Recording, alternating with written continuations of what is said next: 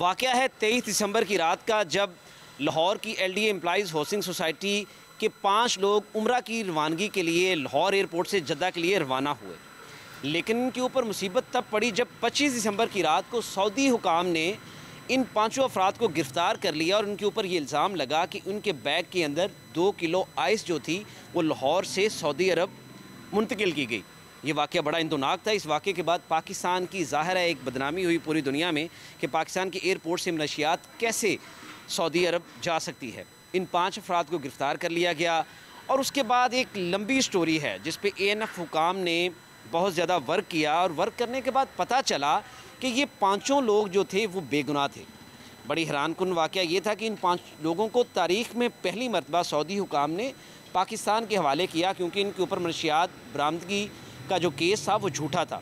लेकिन ये लोग जब पकड़े गए, 5 लोग जो थे, ये किस तरह से पकड़े गए, इनका बैग किस तरह से तब्दील हुआ, किस तरह से ये सारा वाक़या पेश आया, वो हम आपको साथ साथ बताएंगे। इस वक्त हम LDA employees housing society Lahore पहुँचे हैं, उस घर में जहाँ के ये 5 अफराद जो थे ये सऊदी अरब गए और पकड़े गए। ANF हुकाम के मुताबिक इनका टैग तब्दील किया गया। इनमें से जो एक खातून थी जिनका नाम फरहाना अकरम था, उनका टैग तब्दील किया गया और दूसरे बैग के ऊपर वो टैग लगा दिया गया और तकरीबन 2 किलो जो आइस थी वो उनके बैग में डाल दी गई और वो 2 किलो आइस जो थी वो बैग जद्दा एयरपोर्ट पर मुंतकिल हुआ। अब मेरे साथ मौजूद हैं सुहेल साहब, फरहाना अकरम के हस्बैंड।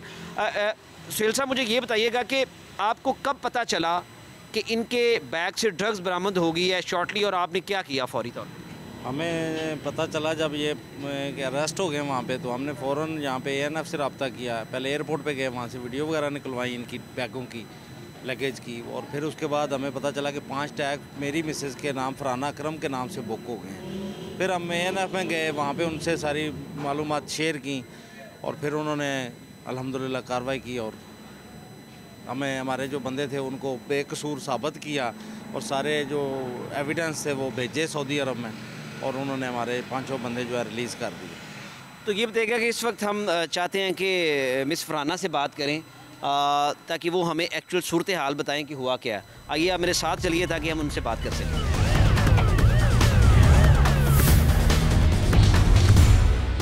जी, तो अब हम मौजूद हैं फरहाना अकरम के साथ, जिनको 25 दिसंबर की रात उनके होटल से सऊदी हुकाम ने पकड़ लिया और उनके ऊपर ये इल्ज़ाम लगा कि उनका जो एक बैग तब्दील हुआ था, जैसे मैंने आपको पहले बताया था, ये टैग चेंज की कहानी है। इसमें एक छोटा सा जो टैग है वो इस सारी कहानी को चेंज करता है कि एक टैग जब तब्दील होता है तो किस तरह से किसी बेगुनाह के ऊपर इल्ज़ाम लग जाता है और वो एक बैरून मुल्क किस अज़ियत से दुचार होता है। तो फरहाना अकरम हमारे साथ मौजूद हैं। अस्सलाम वालेकुम जी। फरहाना, ये बताइएगा मैडम, आप जब वहाँ पर गईं तो आपके साथ हुआ क्या?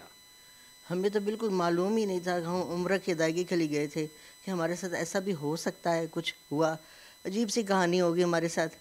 तो 25 को हम उम्र अदा किया हमने। उसके बाद फिर हमें वो कुछ लोग आए, 8-10 लोग थे, वो हमारे रूम के बाहर डोर पे बैठ गए कुछ लोग और वेरिफिकेशन करने लग गए थे।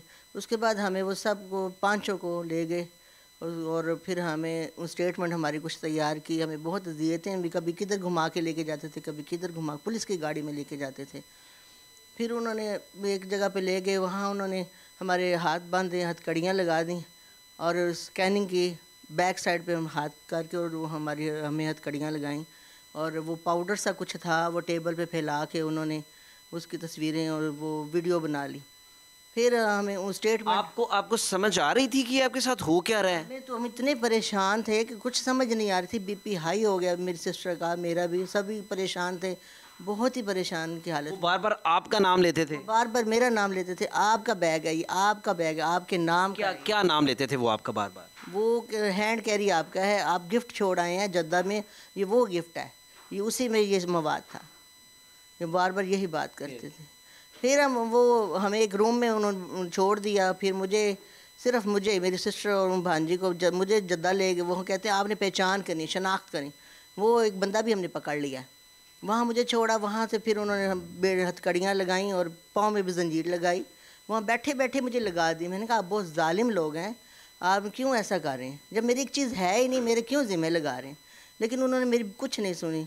तो क्या फिर आपको जेल में डाल दिया?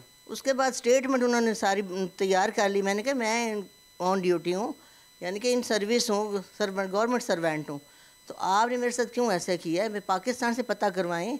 तो क्या इस दौरान जब आपको पकड़ा जो पाकिस्तानी एम्बेसी के लोग थे उन्होंने या किसी ने आपसे रब्ता किया, आपके साथ वहाँ पे सलूक क्या हो रहा था? वो हमें बहुत सख्ती से पेश आते थे। कोई हम बात करते थे तो चुप करवा देते थे, और अब इतनी नफ़रत की निगाह से देखते थे कि पता नहीं क्या हमें अभी मारेंगे।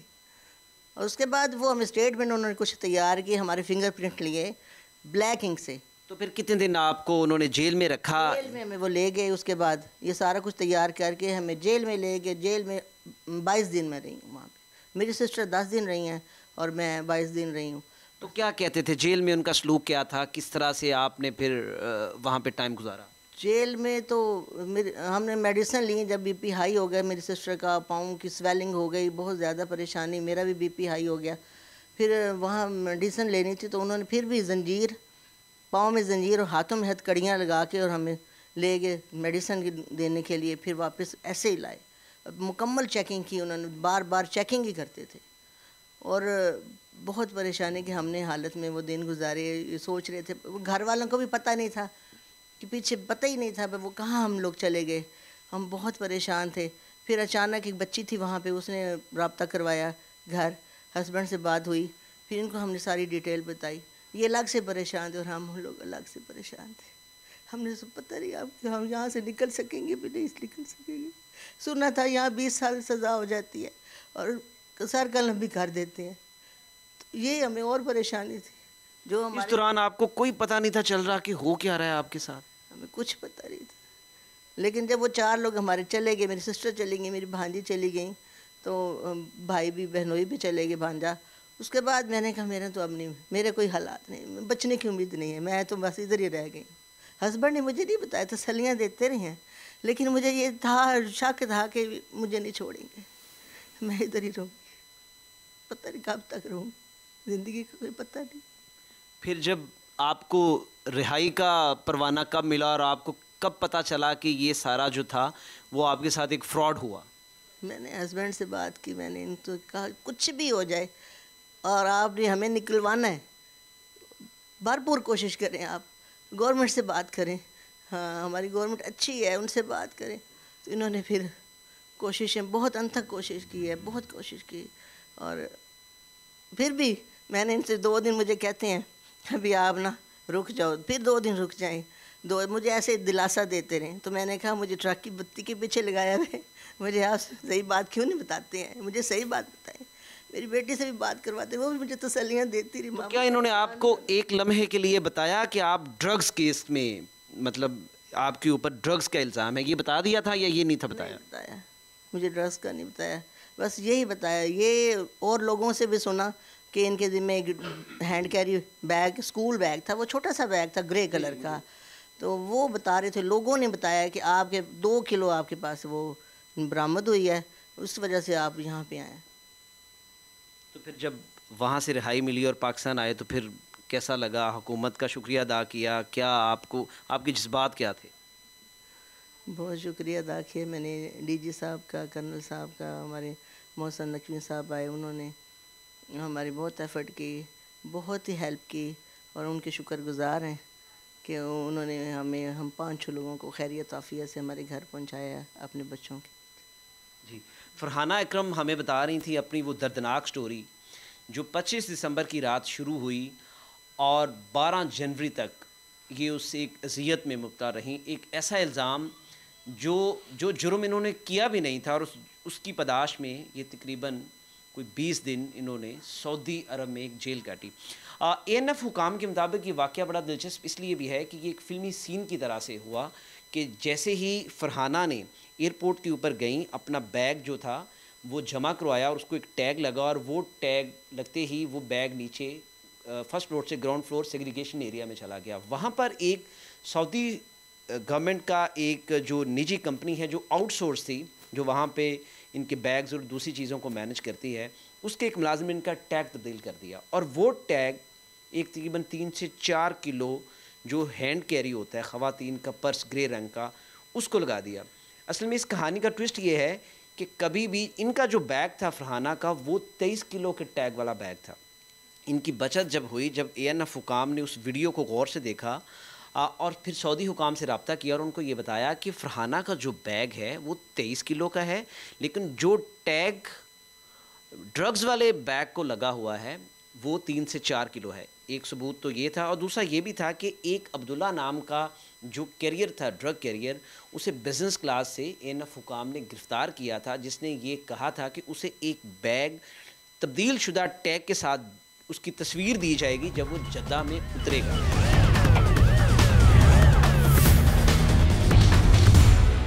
कराची के इलाके गार्डन से 2 बच्चे 5 और 6 साल के अली और आलियान 14 जनवरी को लापता हो गए थे। दोनों बच्चे घर के बाहर खेल रहे थे और उसके थोड़ी देर बाद जब घर वालों ने उन्हें ढूंढा, घर वापस नहीं आए तो उसके बाद उन्हें ढूंढने का आगाज़ किया गया। इब्तदाई तौर पर घर वालों और अहले इलाका ने उनको यहीं पर ही इलाके में ढूंढा और उसके बाद फिर मसाजिद में ऐलानात भी कराए गए, लेकिन बच्चों के बारे में कुछ भी पता नहीं चल सका। वाक़े से पुलिस हुक्काम को आगाह किया गया। पुलिस ने वाक़े का मुकदमा अगवा की दिफा के तहत दर्ज किया और उसके बाद फिर बड़े पैमाने पर तहक़ीक़ात का आगाज़ किया गया।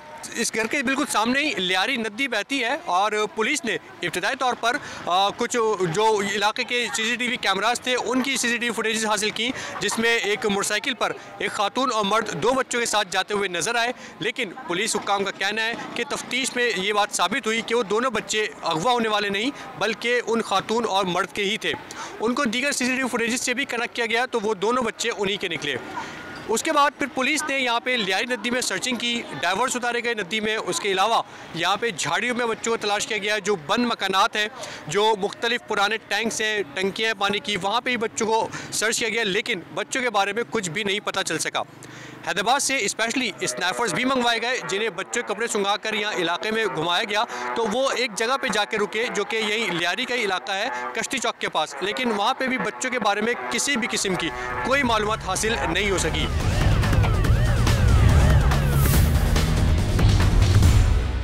हम मौजूद हैं अली रज़ा के घर में और इनकी वालिदा से बात करते हैं कि थोड़ा सा इस वाक़े के बारे में बताइएगा कि क्या हुआ था और किस तरह से वाक़या पेश आया। वाक़या ये हुआ कि स्कूल से मैं अपने बेटे को लेके आई 12:15 साढ़े 12 के करीब। तो फिर मैंने उसके कपड़े चेंज करवाए, फिर मैंने बोला खाना खा लो, तो कहने लगा मम्मा मुझे खाना नहीं खाना। तो वो बहन भाई आपस में खेलने लगे, खेलते खेलते बाहर चले गए। बाहर गए तो दोनों में लड़ाई हो गई।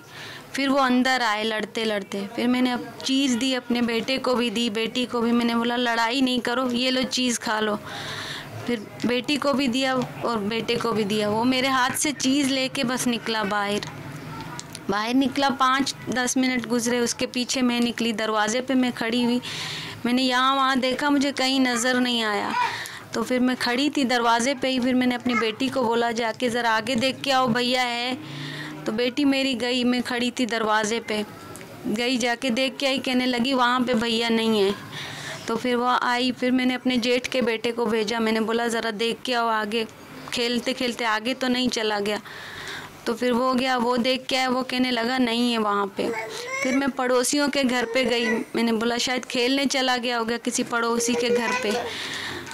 वहाँ पे भी 3 चक्कर मैंने दिए, मगर उन्होंने कहा कि हमारे घर पे वो आया ही नहीं है।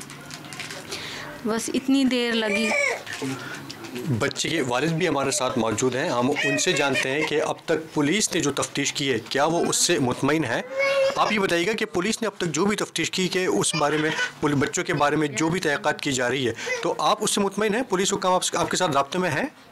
नहीं, पुलिस हुक्काम तो हमारे साथ राब्ते में है। गार्डन थाना और SHO DSP वगैरह, एक तो आरिफ अजीज़ भी, तकरीबन SSP जो है वो आरिफ अजीज़, वो भी वक्फन हमें राब्ते में रहते हैं हमारे साथ। मगर पुलिस की अब मैं क्या बताऊं, आज 24 दिन मुकम्मल हुए हैं, अभी तक कोई सुराग नहीं लगा पाए पुलिस। हम इस बात पे हम अभी तक कुछ समझ नहीं पा रहे हैं हमारे बच्चों को कि वो गए कहाँ, कुछ भी समझ में नहीं आ रहा। कोई निशानी नहीं मिल रही है, अब तक कोई क्लू नहीं मिल रहा। यहाँ पे सर्च ऑपरेशन हुए, ये लियारी नदी बोलते हैं सामने की तरफ, वहाँ पे 2-3 सर्च ऑपरेशन हुए, वहाँ से भी वो उनको कुछ मिला नहीं, क्योंकि हमारे बच्चे, हमें पता है, वहाँ गए ही नहीं है, वो जाते ही नहीं थे। बच्चे इस रोड के सामने, घर के सामने वाली रोड पे खेलते थे। उस दिन बस क्या हुआ, मेरा बच्चा तो बाहर ज़्यादा जाता भी नहीं था, बस उस दिन उसके ऊपर बुराई थी, पता नहीं क्या, कि वो निकला घर से बाहर और बस 15 मिनट के अंदर अंदर गायब हो गए।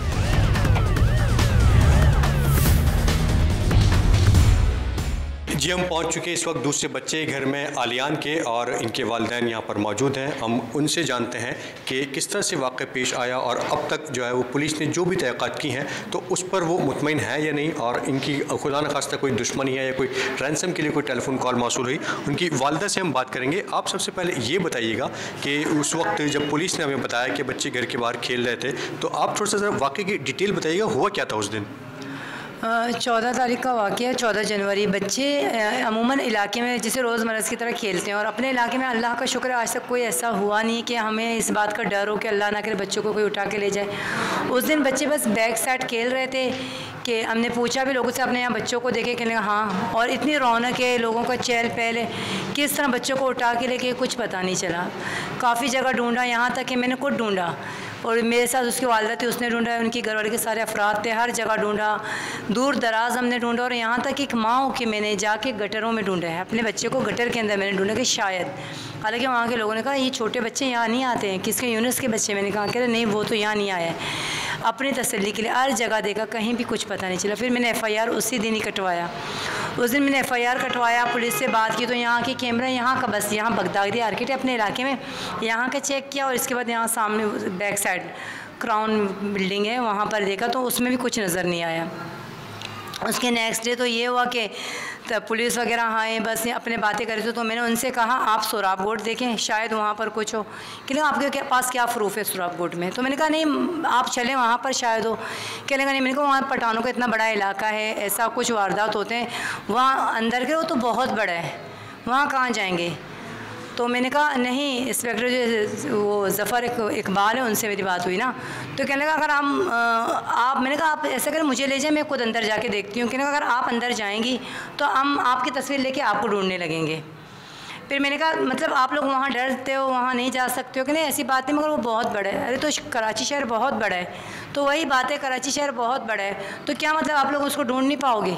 तो बात यानी कि उसकी उसी दिन मुझे समझनी चाहिए थी कि बच्चे ये ढूंढने में नाकाम हो जाएंगे, क्योंकि उस दिन उसने जो वर्ड यूज़ किया, मुझे उस वक्त इस बात को समझना चाहिए था, बट मैं समझी नहीं। मैं समझी शायद गवर्नमेंट है, सपोर्ट है, हमारे बच्चे बस अभी मिल जाएंगे, ताहाल कोई पता नहीं चल रहा। आलियान के वालिद भी हमारे साथ मौजूद हैं, हम उनसे बात करते हैं कि इतना अरसा गुजर गया, बच्चों को तकरीबन महीना होने वाला है, तो क्या इस दौरान आपको किसी किस्म की टेलीफोन कॉल, कोई रैंसम कॉल आई है? नहीं, अभी तक सर नहीं, कोई भी नहीं आया, ना कोई मालूमात निकाला इन्होंने, ना कोई पता लगाया। बस हमें बुलाते हैं, आप आ जाओ, आपके दोस्त कौन से के साथ आपका बेटा जाता था, मोहल्ले में किसके साथ जाता था। वो तो इस 7-8 महीनों में मेरा बच्चा मेरे अलावा किसी के पास नहीं जाता था। मैं बीमार, ऑपरेशन हुआ, उसके बाद मेरा जो तबीयत सही नहीं रहता है, मैं अपने बेटे के साथ 24 घंटा समझो रहता था, रात को भी दिन को भी वो मेरे साथ ही रहता था। कभी चीज़ लेने चले गया तो अपने बहन भाइयों के साथ गया, ट्यूशन के टाइम या ट्यूशन से आने के बाद। उस टाइम पे ट्यूशन के बाद भी मैं अपने साथ ही उसको रखता था, और ज़्यादातर क्लोज़ मेरे ही साथ था। तो मेरा बच्चा जो है ना, आज 24 दिन हो गए, ना कोई बड़ा हमारे पास सर पे हाथ रखने आया, ना हमारे बच्चों को पता लगाने में हमारे साथ दे रहे। अभी तक पुलिस जो है ना, यही कार्रवाई करते करते हमारे पास ही बार बार आता है। और अभी ये मेरा बेटा ट्यूशन से आ रहा था, एक गाड़ी वाले ने उसको बोला आओ बैठो, तो इसने बोला मैं नहीं बैठता हूँ, मेरे पाँव आए, मैं पाँव से जा रहा हूँ। तो बोला नहीं तुम थक जाओगे। फिर इसने खौफ से उस गाड़ी का नंबर नहीं लिया और भागते हुए इधर आ गया। अभी 15-20 मिनट का बात है ये, आपके आने से पहले। क्या बात हुआ आपके साथ? अभी मैं ट्यूशन से आ रहा था, एक सुस्की वाला अंकल बोलता है बेटो मैं आपको इधर छोड़ दूंगा। मैंने बोला नहीं मेरे पास पाँव है, मैं खुद ही चला जाऊंगा। बोलता है नहीं बेटो आप थके हो। मैंने बोला नहीं मैं चला जाऊंगा। फिर उतर गया। मैंने अपने दोस्त को फिर बैग दिया अपना, फिर उस अंकल में आया, मैं भागते हुए आ गया। तो इस वक्त आसपास कोई लोग मौजूद थे, शोर मचाया आपने? वहाँ पे नहीं, अंधेरा था बिल्कुल। आप कहाँ से आ रहे थे उस वक्त? उस्मानाबाद आगे अजीम किलादा के साइड से। ठीक है, तो और भी कोई आसपास लोग मौजूद थे, नहीं थे कि कोई देख सके उसको? कोई गाड़ी? नहीं, बिल्कुल अंधेरा वहाँ पे था। नंबर नोट कर सकते आप गाड़ी का? नहीं, मैं वैसे बराबर में था, मैं डायरेक्ट भाग गया।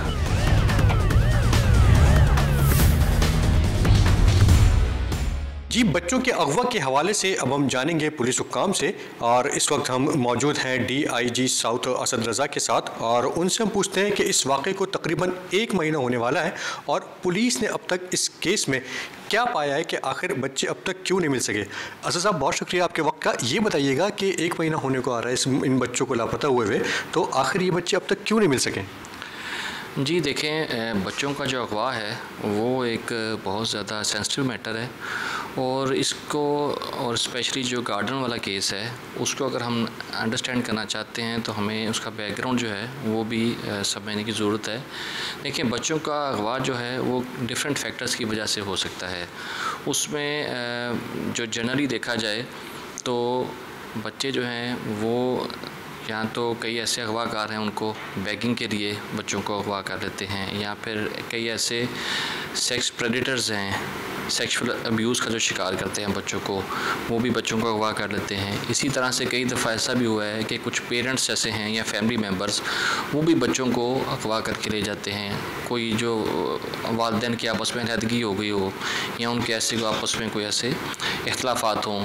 इसी तरह से कुछ बच्चे ऐसे भी हैं जो हमारे मुशाहदे में आया है कि वो पेरेंट्स या टीचर्स का जो है वो बदसलूकी या उनके तशद्दुद की वजह से भी घर से ख़ुद ही भाग जाते हैं, या कई दफ़ा ये हुआ है कि बच्चों को तावान के लिए अगवा कर लिया गया हो, या फिर उनको इसी तरह से कोई फोर्स्ड लेबर के ऊपर जो है वो मजबूर किया जाए, उसके लिए भी बच्चों को अगवा कर लिया जाता है।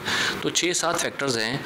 जब भी हम कोई तफ्तीश करते हैं तो हम इन तमाम फैक्टर्स को जो है वो लेके आते हैं, बगौर लेके आते हैं, उसको देखते हैं कि कोई ऐसा कोई फैक्टर इन्वॉल्व तो नहीं है। जो गार्डन का केस है वो अभी तक हमारे लिए एक मुहिमा बना हुआ है, चूँकि दोनों बच्चे जो हैं वो ऐसे ही आफ्टरनून में जो है वो स्कूल से फारिग होकर घर से निकले हैं और फिर वहाँ से गायब हैं। हमने जितने भी रेस्क्यू के इदारे हैं उन सब के साथ मिलकर जो है इस इलाके का तकरीबन 3 से 4 किलोमीटर रेडियस जो है उसको हमने सर्च किया है प्रॉपर तरीके से। वहाँ पर जितने ड्रेन्स हैं या फिर वाटर टैंक्स हैं, वाटर बॉडीज़ हैं, उन सब को हमने जो एक्सपर्ट जो हैं वो उनसे डाइवर्स के साथ जो है तलाश करवाया है, जो साथ में नदी बहती है उसको भी चेक करवाया है, मगर अनफॉर्चुनेटली अभी तक बच्चों का कोई ट्रेस हमें नहीं मिल सका। उसके लिए हमने अब ये भी किया है कि जितने भी हमारे दीगर इदारे हैं जैसे 1122 है, इसी तरह से ज़ैनब अलर्ट जो है, और उसके अलावा जो प्रोविंशियल हमारा जो है NDMA है उसको भी हमने इसमें लूप में लिया है क्राइसिस मैनेजमेंट वालों को, कि वो देखें कि कोई भी ऐसी कौन सी मुसीबत जो है जिसके उनके ऊपर आई है जिससे वो बच्चे जो हैं अभी तक लापता हैं।